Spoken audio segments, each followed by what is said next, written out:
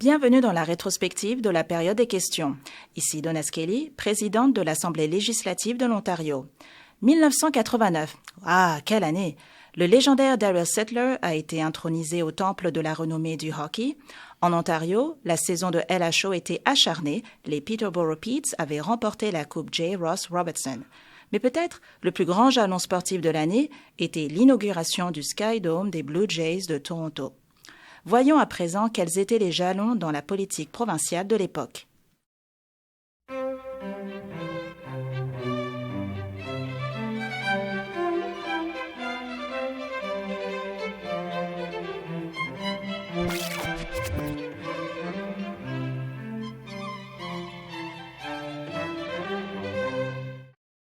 Il n'y en a pas. Question orale, le chef de l'opposition. Merci, Monsieur le Président. J'ai une question adressée au Premier ministre. Maintenant, je crois qu'il aurait reçu une lettre datée du 30 janvier, écrite par M. Jerry Van der Zalm, qui est le directeur de Citizens for Public Justice, et il a envoyé cette lettre au gouvernement concernant l'ouverture des magasins le dimanche. Le Premier ministre a déjà reçu cette lettre et il doit savoir qu'il y a eu des pourparlers entre M. Van der Zalm et son groupe, c'est-à-dire la coalition qu'il représente, et plusieurs membres du cabinet du Premier ministre. Je me demande si le Premier ministre peut nous dire pourquoi la réponse à l'amendement proposé par M. Van der Zalm, pourquoi cette réponse a été tout simplement non. La réponse, j'ai confiance en cette Assemblée ainsi que dans les comités de l'Assemblée législative. Ils ont eu l'occasion de présenter leurs opinions et ils vont encourager la discussion publique. J'espère que l'honorable collègue ne veut pas insinuer que je dois signer des ententes secrètes avec d'autres personnes plutôt que laisser l'Assemblée travailler. Question supplémentaire, je ne demandais rien de tel. Ce que je voulais savoir, c'est pourquoi vos députés libéraux qui agissent en tenant compte de vos instructions, nous savons très bien que vos députés, tout comme les nôtres, reflètent le point de vue exprimé par le groupe parlementaire et la politique du parti.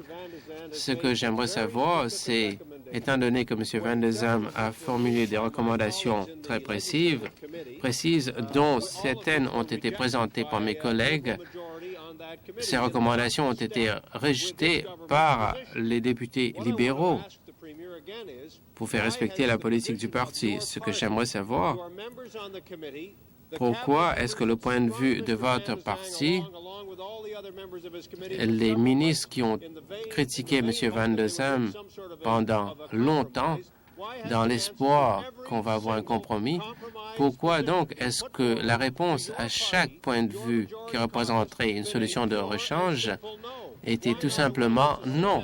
Pourquoi est-ce que vous n'étiez pas prêt à étudier ces amendements proposés? Réponse, mon honorable collègue présente des opinions assez bizarres concernant la démocratie.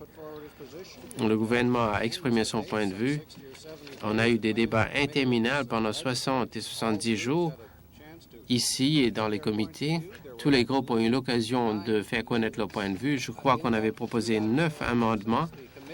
Le comité a eu l'occasion de discuter tous les aspects de chaque amendement avant de présenter son propre point de vue. Je sais qu'il existe de nombreux points de vue compte tenu de cette question, mais je crois qu'on a usé du processus démocratique.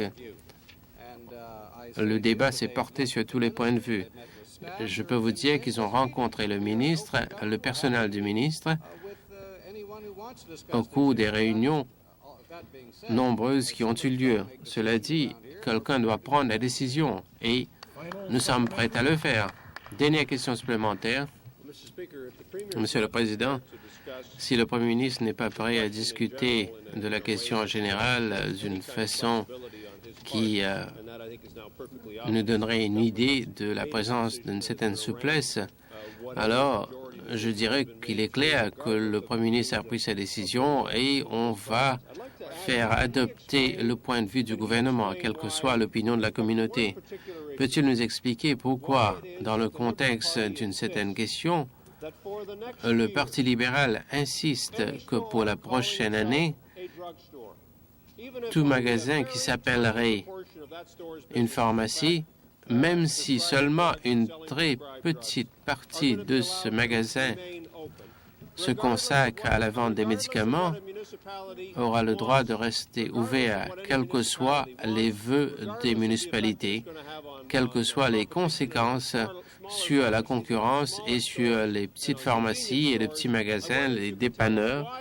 Je me demande si vous pouvez nous dire pourquoi vous offrez cette liberté pendant 1 an pour permettre à ces grands magasins dont le commerce n'a souvent rien à voir avec la prescription des médicaments. Vous savez, je dois dire que je trouve les critiques quelque peu étranges. 50% du temps, il va prendre la parole et va critiquer le gouvernement pour ne pas prendre des décisions difficiles. Et puis maintenant, il va critiquer le gouvernement pour avoir pris une certaine décision. Vous ne pouvez pas avoir et la pomme et le paradis. Permettez-moi de vous dire, nous ne sommes pas d'accord avec les décisions que vous avez prises. Il y a eu beaucoup de discussions concernant la question de pharmacie. La députée de London Nord voulait permettre à des pharmacies dont la superficie serait de 10 000 pieds carrés de rester ouvertes. Nous avons eu beaucoup de magasins qui se présentent comme des pharmacies et qui vendent toute une gamme de marchandises, des marteaux ou même des tondeuses de gazon. Je sais qu'il faudra attendre un peu de temps avant que les gens puissent s'adapter à la loi.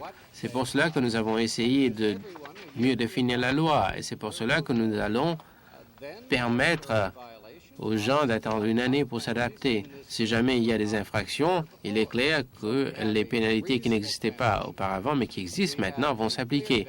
Il y a une période de transition raisonnable. Nous avons une définition très précise. Nous avons aussi indiqué quelles sont les pénalités auxquelles devront faire face ces détaillants. S'il y a des infractions, ça va alors. Nous n'allons pas encourager l'ouverture généralisée, mais nous avons mis sur pied le cadre nécessaire qui permettrait à une municipalité telle que Sault Ste. Marie d'avoir une opinion différente, si c'est ce qu'ils veulent. Il n'y a rien de déraisonnable. Et je peux vous dire que j'ai assisté à ce débat au cours des 18 derniers mois. Nous avons vu ce débat se traîner. Je n'ai jamais vu de débat où il y a eu tellement de renseignements erronés qui ont été distribués, des craintes sans fondement. Il s'agit d'un système qui fonctionne très bien. À l'ordre. Merci. À l'ordre. Nouvelle question. Le chef de l'opposition.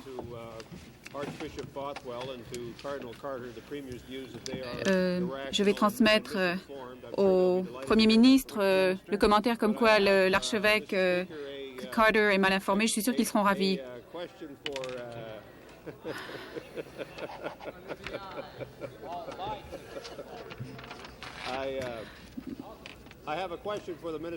J'ai une question qui s'adresse à la ministre de la Santé, Monsieur le Président.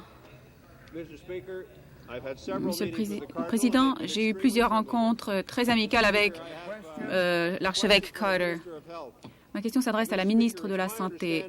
Je crois comprendre qu'il y a eu hier une réunion à laquelle assistait le vice-ministre de la Santé, le ministre du Travail, des représentants de l'Association des hôpitaux de l'Ontario, de l'Association des infirmiers et infirmières, et l'Association des hôpitaux aurait déclaré qu'elle n'était pas intéressée à réentamer les négociations avec les infirmiers et infirmières sur leur convention collective. Le ministre peut-elle confirmer et confirmer le rôle du ministère? Merci, Monsieur le Président. La réunion a effectivement eu lieu et j'y ai assisté. Je voudrais dire au chef de l'opposition que l'Association des hôpitaux de l'Ontario et l'Association des infirmiers et infirmières de l'Ontario, grâce à l'intervention du ministère, ont accepté de continuer à se réunir pour trouver des solutions à la question très délicate qui affecte les infirmiers et infirmiers de la province. Question supplémentaire. Monsieur le Président, la ministre pourrait-elle nous dire quelle est sa position sur l'existence ou la non-existence d'une pénurie d'infirmiers et d'infirmières?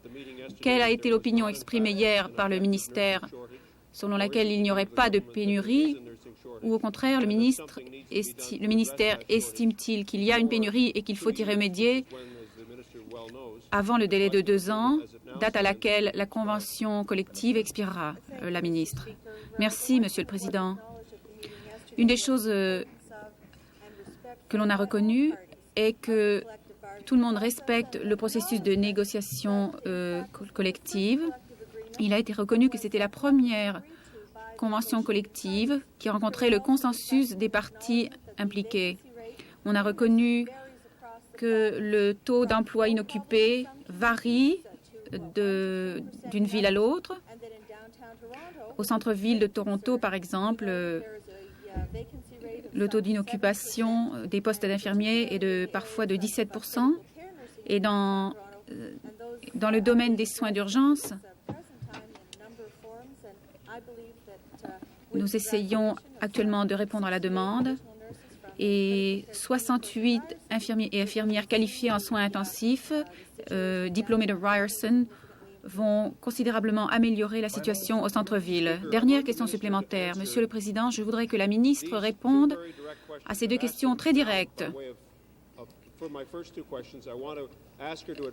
Je voudrais qu'elle y réponde aussi directement.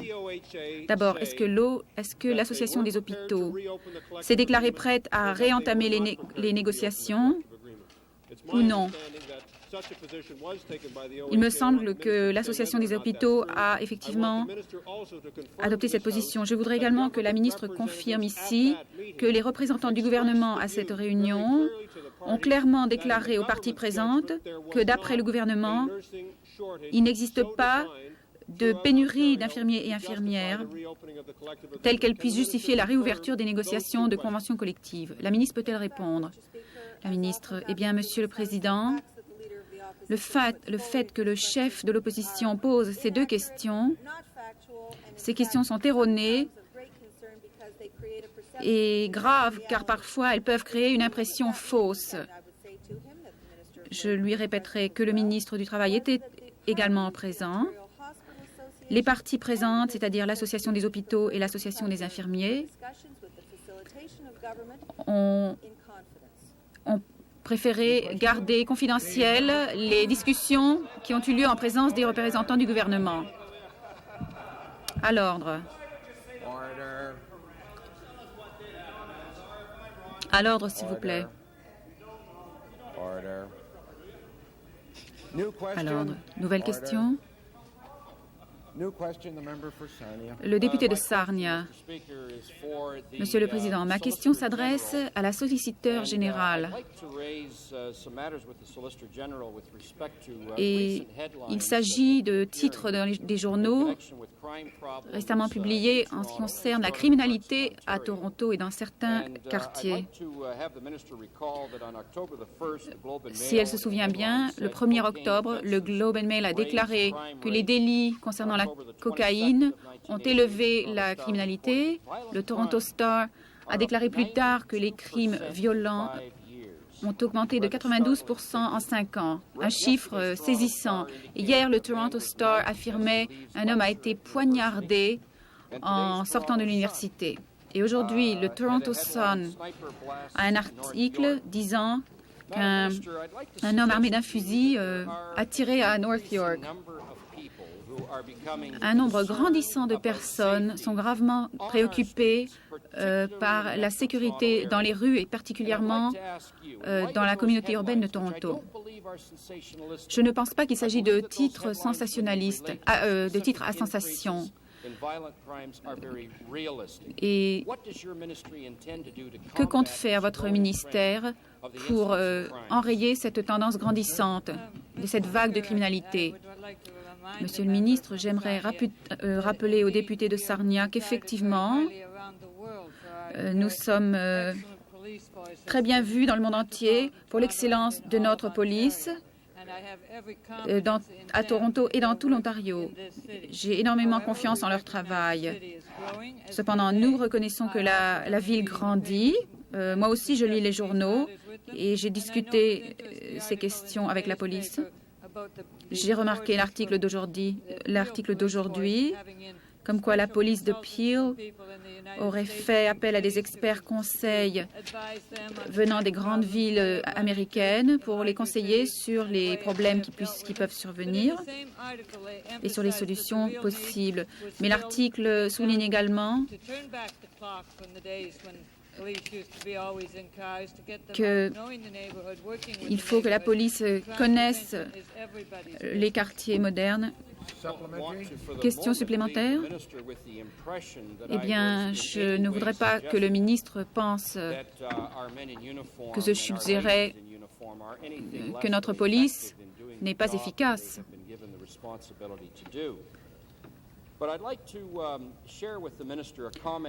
J'aimerais faire part au ministre d'un commentaire émanant hier soir d'un policier qui a 37 ans d'ancienneté dans le service. Ce policier de North York, il s'agissait d'une enquête à laquelle il a participé. Il a déclaré qu'il y a assez de crack dans les édifices pour construire une 4e tour. Il parlait du trafic de drogue. Madame le ministre, il est reconnu partout qu'il faudrait un plus grand nombre de policiers dans les rues de Toronto. Je crois que 97 policiers ont reçu la responsabilité précise de lutter contre la drogue.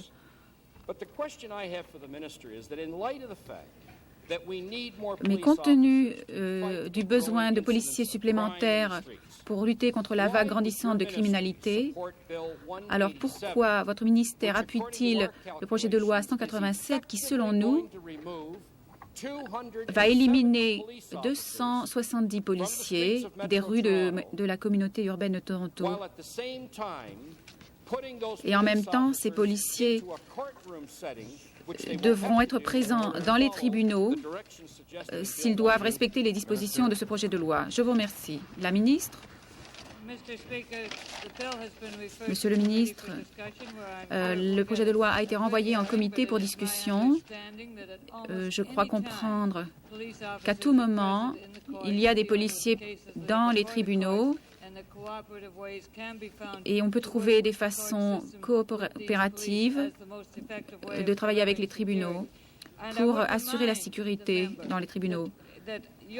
J'aimerais rappeler aux députés que le solliciteur général de l'époque avait abordé la question et avait payé 3 $ de plus par famille pour la police pour assurer la sécurité dans les tribunaux. Ce projet de loi avait été présenté par votre gouvernement. Bien, la réponse n'a aucun rapport avec la question que j'ai posée. Madame la ministre, les 3 $ offerts par l'ancien gouvernement, c'était il y a longtemps. Depuis l'époque, de nombreux changements se sont produits qui ne sont pas tous positifs. En particulier, cette année, votre ministre des Affaires municipales n'a pas accordé un sou de subvention inconditionnelle. Je pourrais vous nommer toutes les forces de police de la province. Elles affirment toutes que le projet de loi 187 va leur coûter de l'argent, qu'ils vont être obligés d'enlever les policiers de la rue pour les placer dans les tribunaux, du fait que le ministère n'accorde pas de subventions supplémentaires. Ils vont être obligés d'augmenter les impôts locaux. Cela m'inquiète énormément. Les chefs de police de la province s'en inquiètent également. Qu'avez-vous l'intention de faire? La ministre.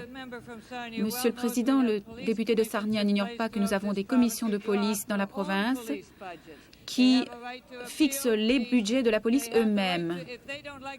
S'ils ne sont pas contents de leur budget, c'est leur problème. Mais les municipalités ont le droit de faire appel pour ces budgets. Il n'y a eu qu'un seul cas d'appel l'année dernière. La commission de police a eu exactement ce qu'elle réclamait et ce qu'elle avait prévu dans la province.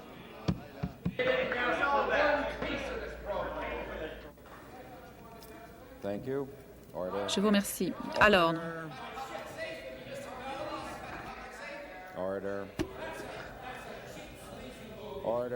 À l'ordre, s'il vous plaît.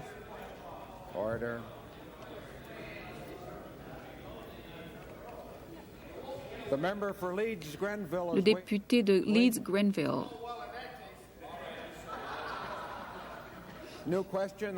Question supplémentaire. Le député de Leeds-Grenville. Merci, Monsieur le Président. Ma question s'adresse également à la solliciteur générale et il s'agit encore de l'augmentation des inquiétudes du public quant à la criminalité dans les rues de Toronto et à Ottawa aussi. Je voudrais citer un membre de la brigade des stupéfiants de la police provinciale disant que la cocaïne est utilisée de plus en plus chaque année. Nous saisissons autant de cocaïne actuellement que de marijuana dans les années 70. Et il s'agit de personnes comme des courtiers en bourse, par exemple. Lorsque j'ai abordé cette question à plusieurs reprises, Madame le ministre, vous avez esquivé la question. Il s'agissait de renflouer le budget de la brigade des stupéfiants. Vous avez dit que certaines ressources allaient être déplacées. J'aimerais vous demander aujourd'hui, Madame la ministre, ce que vous pensez de la recommandation faite par M. Black. Vous-même, en tant que solliciteur général, appuyez-vous cette recommandation? J'aimerais que vous fassiez connaître votre opinion. Monsieur le Président, effectivement, j'appuie la recommandation de M. Black, ou plutôt de la commission Black.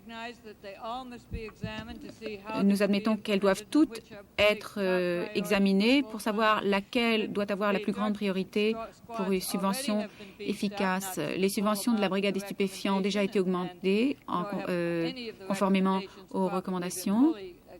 Toutes les recommandations n'ont pas pu être pleinement mises en œuvre. Celles qui concernent l'éducation l'ont été. Nous prévoyons d'avoir des consultations avec d'autres ministères, car le Canada est maintenant une cible de choix pour la commercialisation des drogues, beaucoup plus qu'avant. Nous avons l'avantage de voir ce qui se passe, de voir les mesures efficaces qui ont été adoptées aux États-Unis et nous travaillons en étroite collaboration avec les autres ministères pour pouvoir s'attaquer aux problèmes de tous les côtés. Question supplémentaire. Malheureusement, Monsieur le ministre, je dois m'interroger sur la crédibilité de la ministre. Il y a maintenant 4 mois que le rapport Black a été présenté ici.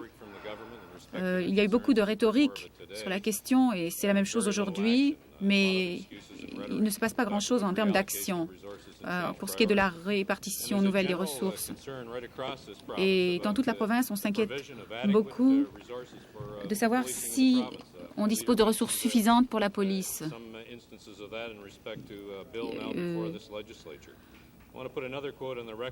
Je voudrais encore citer le chef de police d'Ottawa, M. Rice, qui dit, je cite, « Nous n'avons ni les ressources ni la main-d'œuvre pour répondre effectivement à la situation, au problème de la drogue à Ottawa. » La ministre voudrait-elle indiquer aux députés ce qui se passe depuis 3 ans en ce qui concerne le budget de la police provinciale? Le vice-commissaire m'a signalé hier que le budget a été bloqué. La question a été posée, la ministre. Monsieur le Président, il faudrait que le ministre se souvienne que le chef de police ne parle pas au nom de la police provinciale de l'Ontario, mais de sa propre police. Je répète encore, que nous sommes conscients que le problème de la drogue est tel que même si on doublait le budget de la police,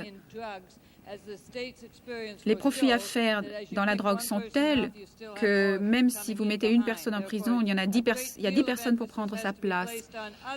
Il faut donner de l'importance à d'autres programmes, comme cela se passe actuellement aux États-Unis, pour empêcher l'existence même et la croissance du marché. C'est si important que le cabinet ministériel examine toutes les recommandations de la commission Black et pas seulement une ou deux recommandations isolées. Dernière question supplémentaire. Le ministre n'a pas vraiment répondu à ma question sur le budget de la police provinciale. Monsieur le Président, les inquiétudes grandissent quant aux bandes de rue dans la communauté urbaine de Toronto. 77% des crimes commis à Toronto sont en rapport avec la drogue. Depuis 1987, à Ottawa, au moins 10 fusillades, il y a eu 10 officiers de police abattus, des meurtres, il y a eu 180 cambriolages de banques, 95% peuvent être reliés à l'utilisation de cocaïne à Toronto.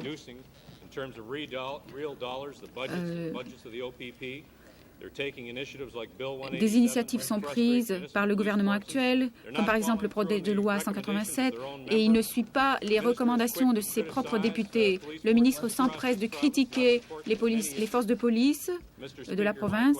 Monsieur le Président, voici ma question. Quand la ministre va-t-elle enfin prendre position pour appuyer la police de cette province? Quand est-ce qu'elle-même et les membres du Conseil exécutif... Je vous remercie. À l'ordre. La ministre.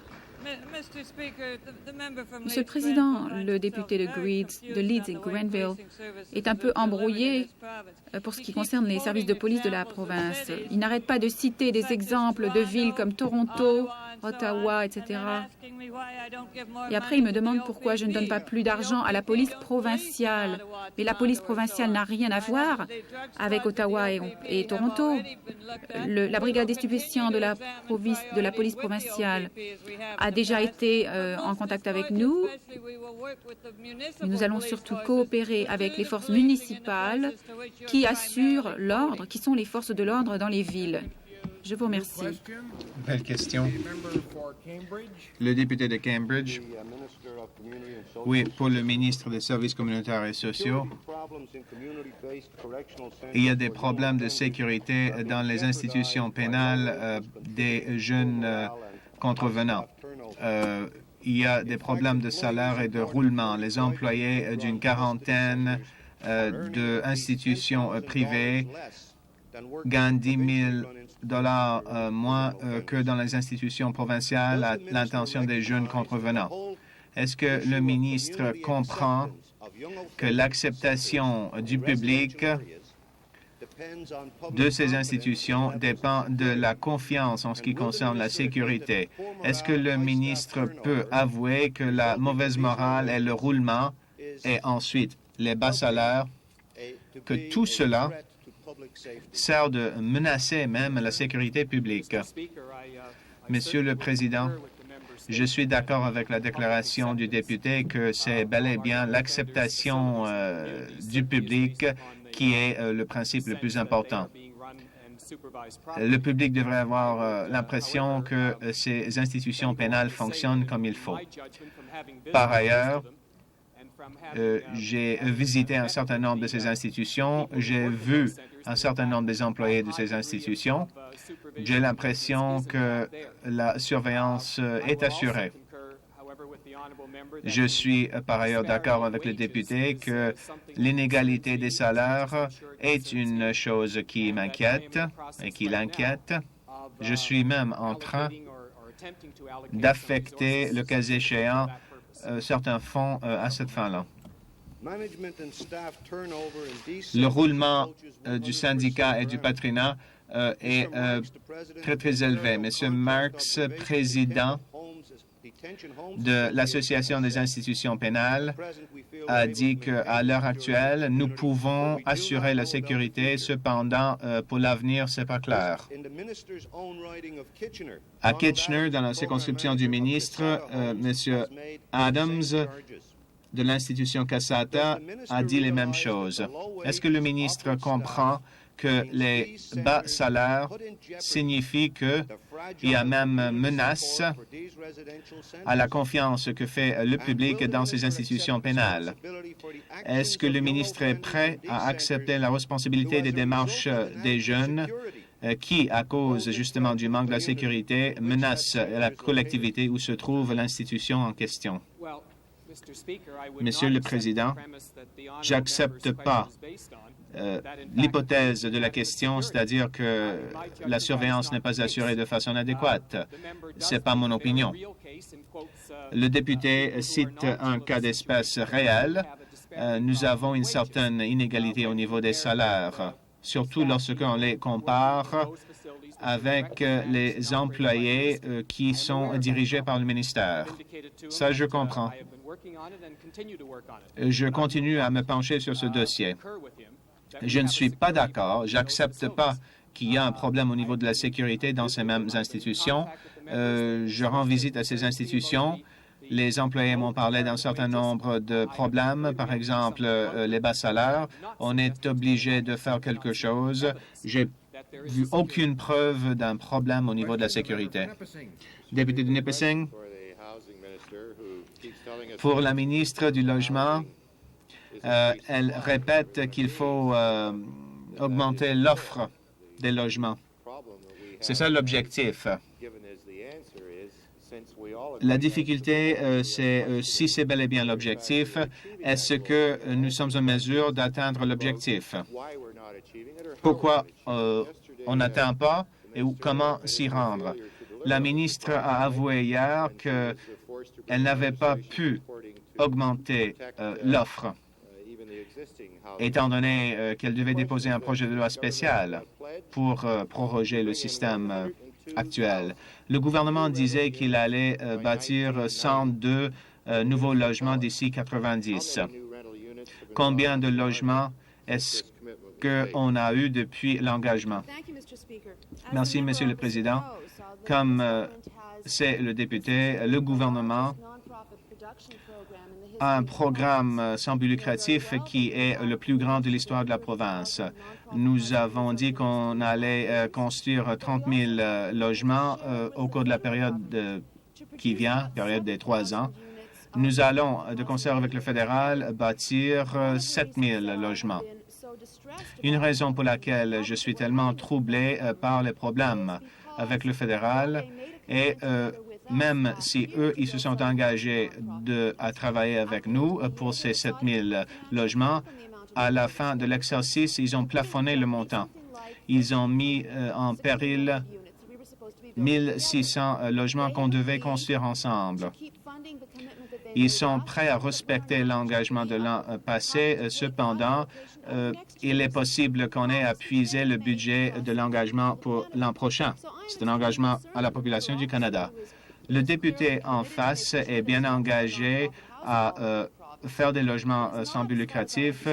Cependant, lui, il n'a pas encore vu le ministre fédéral pour savoir quel rôle peut jouer son parti, quel rôle peut jouer le fédéral, étant donné qu'il s'agit d'une responsabilité conjointe.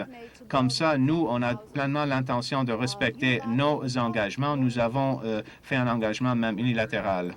On respecte. Le fédéral a affecté un certain montant selon les coûts que vous avez évoqués. Lorsque vous avez bâclé ce travail, ils ont bien voulu donner une avance. Vous êtes engagé à 102 000 logements d'ici 90, sans le fédéral, sans le concours de quiconque, sans mystère. On me dit que d'ici, en 89, il est question de 15 000. Vous reste 90 000 à fabriquer pour satisfaire l'objectif. Il y a moins de logements à coût abordable depuis que vous êtes arrivé au pouvoir. Les libéraux ont essayé d'augmenter l'offre, ça n'a pas du tout abouti. C'est pour ça que les loyers sont parmi les plus élevés au monde. C'est la deuxième place finalement. La première place est donnée à Tokyo. La ministre peut-elle expliquer pourquoi ces logements à coût abordable sont en deuxième place au monde et c'était la 11e place il y a 3 ans et maintenant c'est monté à la 2e.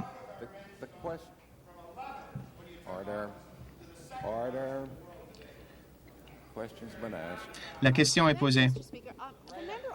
Le député en face est dans la confusion sur plusieurs questions.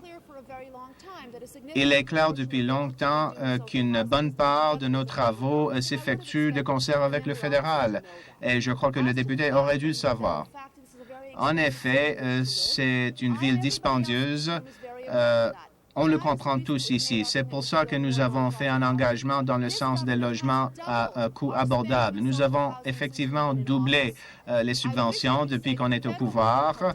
J'aurais voulu que ce soit le cas pour le fédéral également. Ça ferait quelque chose, je vous dis. Le gouvernement est même prêt à se servir des terrains provinciaux. Comme ça, on pourra respecter notre engagement. J'aurais voulu que le fédéral soit prêt à affecter des fonds ou exploiter même les terrains fédéraux, et cela au nom de la population. Je vous exhorte à faire les démarches qui s'imposent, si ça vous intéresse vraiment. À l'ordre, s'il vous plaît. Nouvelle question. La députée de Wentworth-Est. J'ai une question pour le ministre de l'Éducation. Les conseils scolaires de chez nous disent qu'il y a une pénurie des enseignants de langue française. C'est pour ça que les conseils ne pourront pas offrir des cours en français.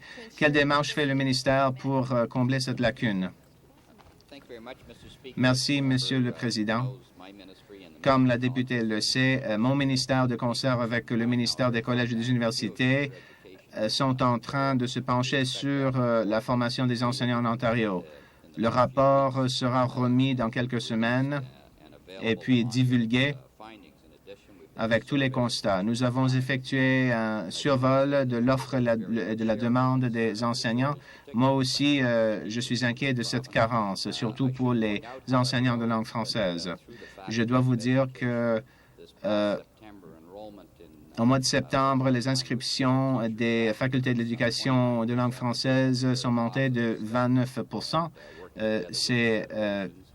C'est positif. On travaille avec les fédérations et les 2 ministères se concertent pour résoudre ce problème. Il en va même d'une autre question. Il s'agit de la carence généralisée des enseignants à l'échelle de l'Ontario. Qu'est-ce qu'on fait dans ce sens-là? Merci. La plupart des députés doivent savoir que nous avons fait un certain nombre d'initiatives assez heureuses. La réduction des proportions en classe, cela a accéléré cependant la demande des spécialistes dans les écoles. Mon collègue me dit que si on a recours au financement de rajustement pour les universités, on a pu faire augmenter les inscriptions. Il s'agit d'une augmentation de 13 et en plus de 500 places. Il est important à noter que pour ce qui est de l'éducation primaire spécialisée, il s'agit d'une augmentation de 20 Dans les 2 ministères, on essaie de se concerter pour faire en sorte que les besoins des conseils scolaires soient satisfaits. Le député d'Etobicoke-Rexdale, j'ai une question pour la ministre du Logement. Le 7 janvier 1988, je disais à la ministre que la majorité des logements locatifs construits depuis 1975 sont inscrits comme copropriété. Chez nous, c'est 50 des logements. J'ai posé la question qu'est-ce qu'elle allait faire pour protéger les locataires au fur et à mesure qu'on faisait la vente de ces logements. Elle a promis de rédiger un document de travail et de déposer un nouveau projet de loi. Elle disait qu'elle allait protéger les locataires. Est-ce que c'est vrai que le nouveau projet de loi d'aujourd'hui ne fait rien pour assurer la protection de ces gens-là? Merci. En effet, je me souviens de la question. Nous avons examiné cette question avec prudence. Nous avons tenu certaines discussions sur la loi. Le député a raison. Après les consultations, nous avons décidé que les locataires sont protégés, les copropriétés sont protégées et qu'il n'est pas question de faire autre chose. Protégés pour éviction, c'est ça, au fur et à mesure qu'on vend ces logements. N'est-elle pas d'accord que 80% des logements locatifs construits depuis 1975 sont en effet inscrits comme des copropriétés? Au fur et à mesure qu'on fait la vente de ces logements, ces locataires seront chassés. Pourquoi est-ce qu'elle n'a pas respecté son engagement envers les locataires? Merci. Le député a raison. Il y a un grand nombre de logements qui sont inscrits comme copropriétés. C'est fait pour garantir une certaine souplesse du système.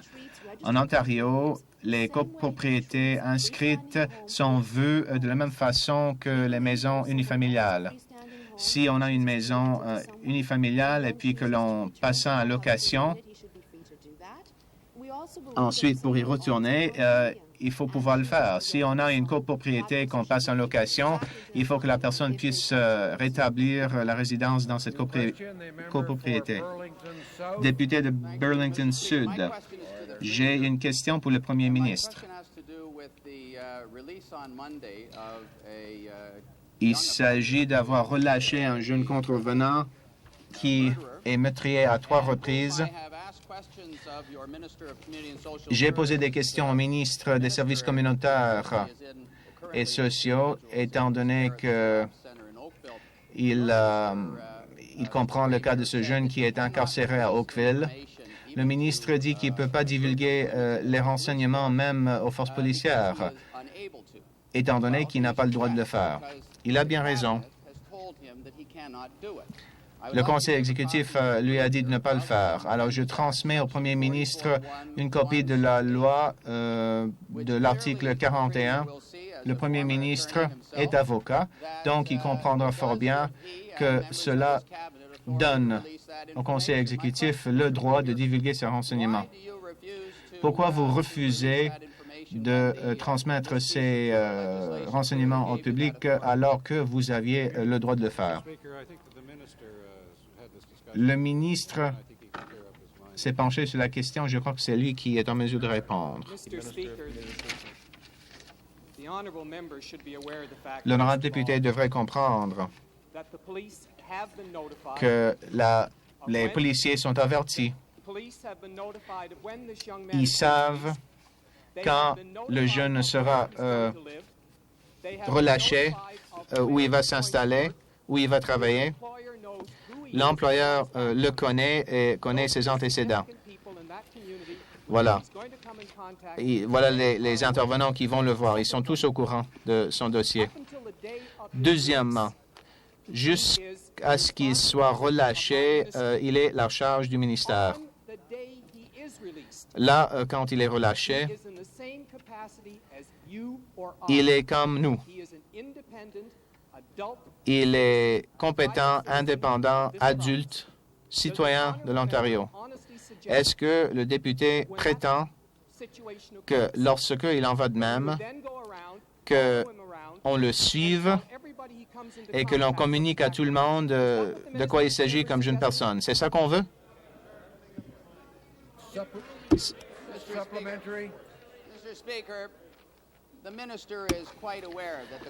Le ministre sait très bien que nous avons demandé au gouvernement de divulguer les renseignements aux forces policières seulement et au conseil scolaire, le cas échéant. Vous ne l'avez pas fait pour les conseils scolaires. S'il est question d'une inscription à l'école.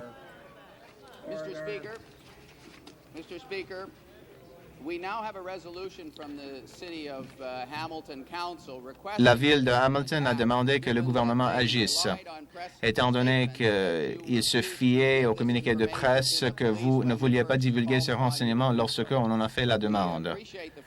Nous comprenons que la police est avertie. Les députés du troisième parti vous ont demandé de donner interprétation à cet article de la loi. Êtes-vous prêt à notifier les pouvoirs publics des régions Scarborough et Halton, là où il est question de transport à régler, il y a des laissez-passer journaliers. Est-ce que vous allez notifier les forces policières de ces régions-là? La force policière de la région en question est au courant. Nous ne sommes pas compétents dans la question, et même si j'avais compétence, je ne pense pas qu'il soit bon de le faire. Franchement, j'accepte mal la suggestion du député. Que l'on suive le jeune pendant combien de temps, j'ignore. Que l'on notifie tout le monde s'il veut s'inscrire à l'université, au collège, s'il veut changer d'emploi, changer de domicile. Je m'explique mal que le député fasse une telle suggestion. J'arrive pas à croire. Le député de St. Catherine Brock, j'ai une question pour le ministre du Travail. On est saisi du projet de loi 162, loi sur la CAT. On a fait du cas pour ce qui est de la réadaptation professionnelle. La disposition en question est le facteur clé pour la réussite de la reprise du travail. Certains critiques prétendent que ce projet de loi sert de limiter l'accès à ces services pour les travailleurs. Est-il vrai que le projet de loi 162 tente à limiter l'accès aux services de la réadaptation professionnelle pour les travailleurs traumatisés de la province? Ce sont des services nécessaires aux travailleurs. La question est posée. Ministre, je remercie le député de sa question. Je voudrais clarifier une chose. En vertu de ce projet de loi, il n'y a aucune limite du tout quant à la capacité du travailleur d'avoir les services de réadaptation professionnelle. Si vous permettez, qu'est-ce qu'on vise dans le cadre de ce projet de loi? Il s'agit de faire une intervention précoce lorsque un travailleur est traumatisé. Les limites du projet de loi ne sont pas placées sur le travailleur, mais sur la Commission. La Commission est obligée de faire une intervention dans un délai de 45 jours pour lancer le processus de réadaptation. Nous estimons que nous aurons un effet heureux sur la vie des travailleurs, autrement ils ne pourraient pas travailler. Question supplémentaire. Merci, Monsieur le Président. Il me semble que le ministre et moi, nous sommes d'accord pour dire que tous les travailleurs qui pourraient obtenir la réadaptation professionnelle devraient y avoir droit. Si tel est le cas, j'aimerais demander au ministre que ce que fait le projet de loi 162 pour s'assurer que cela devienne une norme en Ontario. Qu'est-ce que vous faites pour vous assurer que tous les travailleurs qui pourraient profiter de la réadaptation professionnelle la reçoivent effectivement? Le ministre, le projet de loi a deux buts précis. Premièrement, il nécessite que chaque travailleur qui ne peut pas travailler en raison d'une blessure soit contacté s'il est absent pendant plus de 43 jours. La Commission doit ensuite lui donner tous les choix possibles de réadaptation et doit l'aider à revenir au travail. Encore plus important, si ce travailleur ne peut pas travailler pendant 6 mois suite à une blessure, la Commission doit effectuer une évaluation de la réadaptation et tous les services qui sont suggérés et qui serait nécessaire pour aider ce travailleur doit lui être fourni en vertu de ce projet de loi. Je crois que ce que nous aurons, Monsieur le Président, C'est une modification considérable de la situation ancienne où les travailleurs devaient attendre entre 10 et 12 mois avant que la première intervention soit effectuée. Le député de Scarborough-Ouest. J'ai une question pour le ministre d'Éducation. Nous savons aujourd'hui, sans l'assistance de votre ministère, les résultats d'une étude internationale de la performance mathématique et scientifique des jeunes étudiants de 13 ans dans 12 juridictions.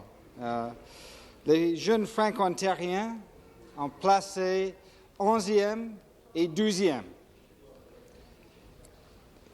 En comparaison, les jeunes au Québec, les francophones et anglophones, ont bien placé. Comment expliquez-vous que votre système d'éducation peut faillir les jeunes étudiants français dans cette province dans cette terriblement façon? Minister. Well, thank you very much. Merci, Monsieur le Président.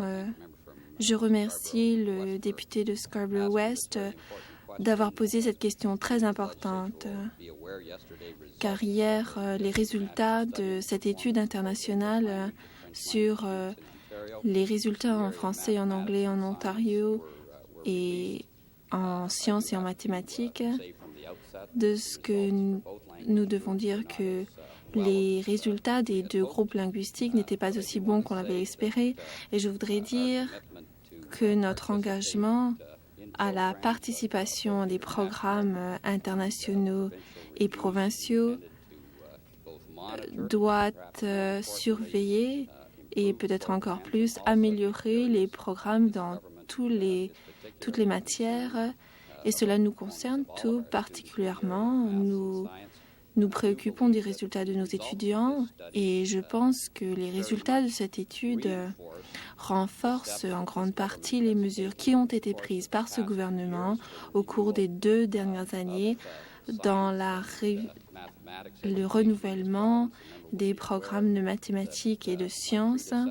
Vous devez savoir, par exemple, que mon prédécesseur, le chef parlementaire, a introduit un plan d'action de 24 points. Nous avons mis au point un nouveau curriculum qui était accueilli avec plaisir. Ce nouveau curriculum sera introduit en septembre. Nous avons affecté des ressources supplémentaires pour la documentation. Merci. Question supplémentaire. Monsieur le Président, le ministre n'a pas répondu à ma question. Je veux savoir pourquoi les Franco-Ontariens ont des résultats si faibles dans ce programme de 24 points. Il n'y a rien qui soit précis pour les Franco-Ontariens. Ma deuxième question concerne l'attitude du ministre en la matière. On n'est pas surpris de voir que le ministre émet des déclarations sur les étudiants qui suivent le curriculum ou pas. Il envoie ce genre de rapport à tout le monde. Mais sur cette question, sur les résultats des Franco-Ontariens, vous ne vous êtes pas préoccupé de la question, bien que vous ayez eu ce rapport depuis longtemps, vous n'avez fait aucune déclaration en la matière et vous n'avez pas demandé aux critiques de l'opposition de venir à votre réunion hier après-midi à 1h. Je veux savoir pourquoi vous essayez de nous présenter des informations fausses qui n'insistent pas sur l'importance des résultats. Et c'est honteux. Monsieur le Président, je dois dire que je ne suis pas du tout d'accord avec l'idée que dit le député que nous cachons quoi que ce soit. Je lui dirais au contraire que nous sommes très fiers de nos efforts de progresser dans le domaine des résultats éducatifs de nos étudiants. Nous allons donner de nouvelles directives en matière de mathématiques d'ici 90. Et pour ce qui est de la question qui concerne les étudiants de langue française, je voudrais dire que la plupart des ressources de mon ministère sont engagés de manière fondamentale afin d'améliorer le curriculum en français. Par exemple, le renouveau en sciences élémentaires, en mathématiques. Ce sont des projets de mon ministère afin d'encourager l'enseignement en mathématiques et en sciences en français. Il y a aussi un fonds de langue française qui fournit de la documentation de travail, principalement dans le domaine des mathématiques et des sciences. La même chose dans les logiciels informatiques. Monsieur le Président, si nous ne nous préoccupons pas de la qualité des résultats de nos étudiants en ce domaine, je dirais que nous ne leur accorderions pas les ressources que nous leur donnons. Et le député semble oublier l'importance de suivre un curriculum. Merci. Je vous remercie. Nouvelle question, le député de Sarnia. Monsieur le Président, ma question s'adresse au ministre de la Santé et elle concerne la fusion proposée du centre Sunnybrook et de l'hôpital Wellesley. La ministre sait qu'il y a un certain nombre de questions fondamentales qui ont été soulevées sur l'importance considérable dans des changements du service suite à cette fusion. L'une des préoccupations à moi et à mon parti, c'est que lorsque la fusion aura lieu, il y aura environ 230 lits de perdus. Dans Wellesley fermera au moins 500 lits. Il y aura quelques-uns qui seront créés à Sunnybrook, mais le résultat sera une perte de 230. Alors, ce qui me préoccupe, ce sont les questions qui se posent au sein de la communauté. Les conseillers élus, les représentants de la communauté disent qu'ils veulent avoir une discussion précise et complète sur ce qui va se passer après cette fusion. Est-ce que vous êtes d'accord pour organiser une discussion publique et ouverte en la matière avant de prendre une décision définitive? Merci, Monsieur le Président. Je voudrais rappeler à mon collègue que nous avons reçu une proposition de l'hôpital, du conseil de l'hôpital de Sunnybrook et celui de Wellesley. Cette proposition est étudiée par le conseil de la santé dans la communauté urbaine de Toronto. Il y aura un rapport de fait et il y aura des recommandations de présenter. Je me préoccupe bien sûr de voir ce qui se passe, d'assurer des discussions dans la communauté. Et c'est ce qui se passe actuellement. Question supplémentaire. Cela ne répond pas tout à fait à ma question. Ce que je demande, c'est que l'on donne à la communauté le temps d'analyser les répercussions, pas seulement les pertes de lits, mais le changement de situation géographique. On déplacera un hôpital du centre-ville vers le nord. Il y aura de nouveaux services.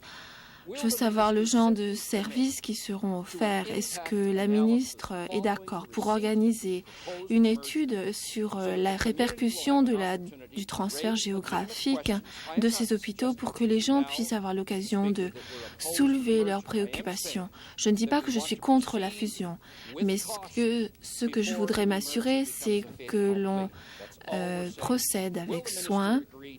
Et je voudrais savoir si la ministre est d'accord pour organiser des audiences publiques en la matière.